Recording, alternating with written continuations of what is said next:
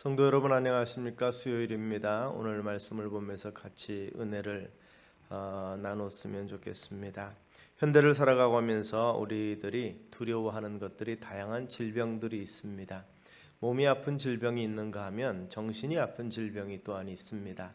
알츠하이머병이라는 병은 이 기억의 편륜들이 나이가 들어가면서 또는 병이 진행되면서 조금씩 사라지는 것입니다. 최근에 있었던 기억부터 사라짐으로 말미암아서 과거의 기억들은 또렷하게 기억이 나는데 최근의 것들의 이 기억이 사라지면서 이 기억이 연결고리가 건너뛰게 되는 것이죠. 또한 여러 가지 다양한 잘못된 상상들 이런 것들이 조합이 돼서 전혀 사실과 다른 이야기를 하게 됨으로 인해서 본인도 괴롭고 주변 사람들도 많이 힘든 경우가 있습니다. 또 이런 이 노인성 또는 이런 그 성인용 질병 말고도 단기성 기억 상실이라는 것도 있고 또 조금씩 잃어버리는 건망증이라는 것도 있습니다. 이처럼 이 우리의 기억에 문제가 있는 것들 이런 것들은 참 그 본인만 힘든 것이 아니라 주변 사람들을 어렵게 만드는 일들이 있습니다. 그런데 실제 우리 몸에서 잃어버리는 기억을 단기적으로 또는 중장기적으로 잃어버리는 것보다 더 문제가 되는 삶이 있습니다. 삶에서 이런 부분들은 바로 하나님께서 우리에게 베푸신 은혜를 잃어버리는 그러한 삶의 모습입니다. 성경에 보면 다양한 사람들이 하나님의 은혜를 입고 또 그 은혜 속에서 믿음으로 살면서 승리하는 사람들의 모습이 보여집니다. 그런데 그렇지 못한 사람도 있죠. 대표적인 사람이 이스라엘의 초대 왕이었던 이 사울입니다. 사울은 하나님이 해주신 일을 잃어버림으로 하나님께 버림당한 사람의 대표적인 사람입니다. 하나님께 특별히 선택받아서 이스라엘의 초대 왕으로 뽑히게 됩니다. 세상에서 가장 큰 명예와 권세를 얻게 된 사람인데 하나님의 은혜를 잊고 자기 마음대로 살다가 결국 하나님으로부터 거절당한 사람이 됩니다. 사울을 보면서 우리가 깨달아야 할 것은 이 삶을 살아가는 동안에 우리 하나님께서 우리에게 행하신 바 그 위대한 일, 은혜로운 일들을 우리가 잊어서는 안 된다는 것입니다. 과거에 우리 삶 속에서 함께 하신 하나님과 지금도 우리의 삶을 주관하시며 미래를 이끌어 가시는 그 하나님 안에서 우리가 바로 살아야 될 것입니다. 하나님은 믿는 자들이 과거에 하나님께서 함께 해주셨던 일들을 잊지 않고 기억하기를 원하십니다. 이 출애굽기 6장에서부터 하나님은 하나님과 이스라엘 관계를 이렇게 설명을 하십니다. 나는 여호와라 내가 애굽 사람의 무거운 짐 밑에서 너희를 빼어내어 그 노역에서 너희를 건지며 편팔과 큰 재앙으로 너희를 구속하여 너희로 내 백성을 삼고 나는 너희 하나님이 되리니 나는 애굽 사람의 무거운 짐 밑에서 너희를 빼어낸 너희 하나님 여호와인 줄 너희가 알지라.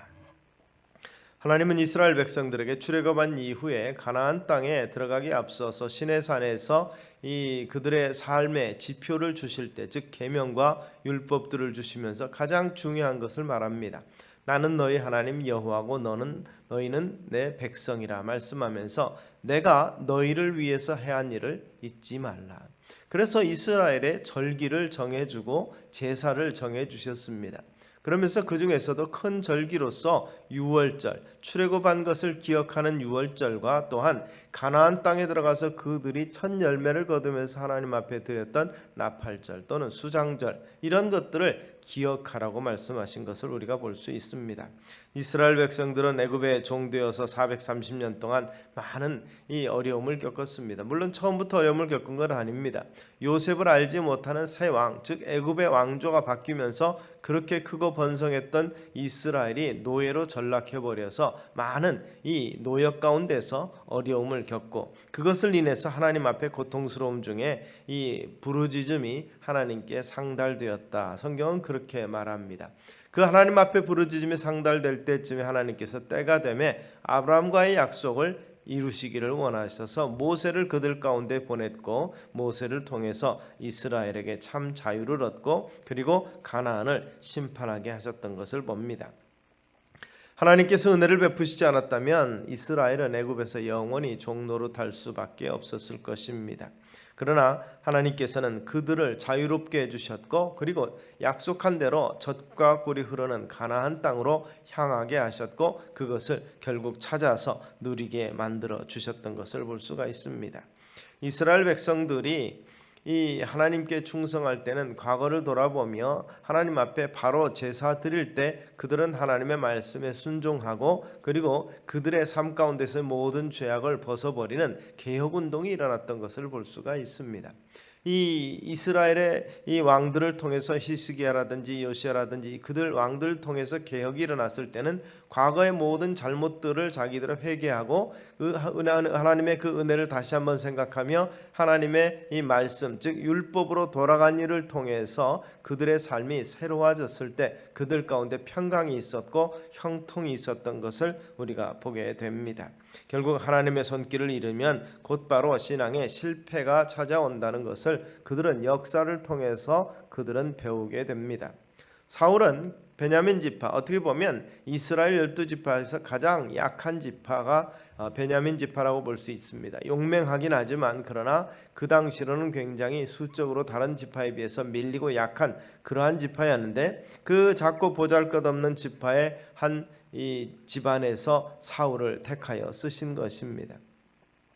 그런데 사울이 전쟁을 통해서 아말렉과의 전쟁을 통해서 남녀노소 그리고 젖 먹는 아이들 그리고 짐승까지 모두 죽이라는 명령을 받았는데도 불구하고 그 명령대로 수행하지 아니하면서 여러 가지 이 전리품을 취하게 됩니다. 그래서 왜 하나님의 명령에 순종하지 않았는가 질책할 때에 그는 그렇게 말합니다. 당신의 하나님께 제물을 드리기 위해서 살찐 소를 남겨두었고 기타 가축들과 이런 물질을 남겨두었다. 이렇게 그는 변명하는 것을 볼 수가 있습니다. 결국 백성들이 그 전리품을 취하지 못하면 자기를 버릴까봐 두려워서 백성들의 말에 귀를 기울였다는 것입니다. 자기가 연약할 때 작다고 생각할 때 자기를 왕으로 삼아주시고 특별히 영광 가운데 인도하신 하나님을 잃어버리고 오히려 백성들을 두려워하고 백성들의 인기에 대해서 연연하게 될 때 그는 그의 신뢰를 잃어버리게 되는 것을 볼 수가 있습니다. 자기 삶의 역사해 주셨던 하나님을 잊을 때 이 사울은 자기에게 은혜 베푸셨던 하나님의 일을 잊어버릴 때 하나님을 버리는 죄를 범하게 됩니다. 그래서 사무엘은 또 한편으로는 이 같은 사울의 행태에 대해서 순종이 제사보다 낫다는 이러한 도전과 꾸짖음을 주게 되는 것입니다. 결국 불순종은 사울로 하여금 실패하게 만듭니다. 하나님께서 함께 해주심으로 어렵고 힘든 일들을 승리로 이끌어 주신 그 기억들을 기억하고 하나님 앞에 엎드려 몸부림쳐 기도할 때 응답하셨던 하나님을 생각하면서 우리의 삶의 현재가 하나님으로부터 주어졌다는 사실을 바로 인식하고 우리가 살아갈 필요가 있다는 것입니다. 그 은혜를 잊어서는 안 된다는 것입니다. 하나님께서 함께 하셨던 그 손길을 우리는 기억하면서 감사하며 기도해야 될 것입니다. 10명의 문둥이가 이 나음을 받았지만 이 돌아와서 하나님 앞에 감사한 한 사람을 생각하면서 나머지 9은 어디 있느냐 우리 주님께서 이렇게 물어보았던 것처럼 이처럼 감사하는 자에게 하나님께서 긍휼과 은혜와 온전한 치유를 회복하십니다. 육체는 나음을 입었을지 몰라도 주님께 돌아온 그 나환자만이 영혼의 구령을 얻었고 하나님의 자녀가 되는 권세를 누리가 됐던 것을 우리가 볼 수가 있습니다. 죄로 인해서 사망의 골짜기에 놓였던 우리를 구원시켜 주심으로 자녀 삼아 주시고 백성 삼아 주시며 하나님을 위해서 또한 귀한 일을 감당할 수 있는 일꾼으로 삼아 주신 것을 우리가 기억하실 수 있게 되기를 바랍니다.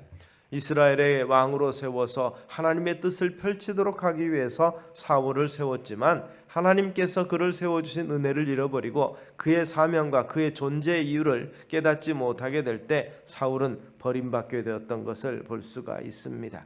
이 세상 사는 동안에 우리 하나님의 영광 그 권세를 위해서 살아가도록 우리가 부르심을 입었고 사망에서 생명으로 옮겨지는 은혜 가운데 있게 됐다는 사실을 잊지 않는 우리 성도님들 되시기를 소원합니다.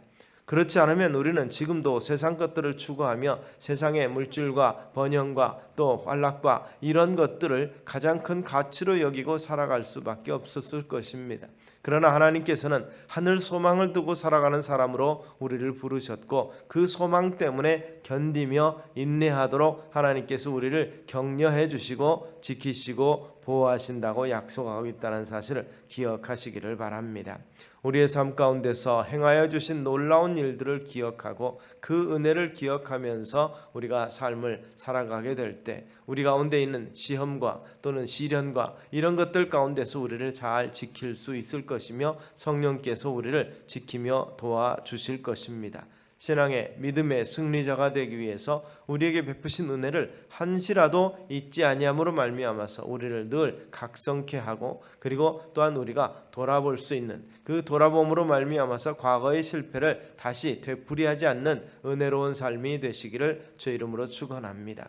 구약의 이스라엘 백성들에게 절기와 제사를 통해서 하나님께 나아오라고 말씀하신 것은 그 하나님의 은혜를 기억하고 오늘을 살아가며 그 하나님의 말씀과 은혜 가운데서 다스림 속에서 우리의 삶의 평강을 추구하는 삶을 살라고 말씀합니다. 왜냐하면 그것이 가장 복된 삶이며 가장 축복된 삶이 될 것이기 때문에 그렇습니다. 이 같은 하나님의 은혜, 하나님의 명령, 그리고 우리에게 주어진 하나님의 뜻을 이루는 사명을 위해서 오늘 또 힘써 말씀에 귀를 기울이고 우리 하나님께서 우리에게 베푸신 은혜를 되새김질해 볼 수 있는 우리 성도님들 되시기를 주의 이름으로 축원합니다. 기도하겠습니다. 살아계신 아버지 하나님, 참으로 우리에게 베푸시고 우리와 함께 하신 그 하나님을 잊지 아니하는 우리가 되게 하여 주시옵소서. 죄가 병이 되고 죄로 말미암아서 결국 하나님의 은혜를 잊고 살아가는 자가 되고 옛사람의 습성 때문에 하나님이 함께 하심을 망각하며 살아가는 안타까움이 우리 가운데 있지 아니하도록 붙잡아 주시고 함께 하옵소서. 그 걸음을 복되게 하여 주시기를 바라옵고 예수님 이름으로 기도드리옵나이다. 아멘.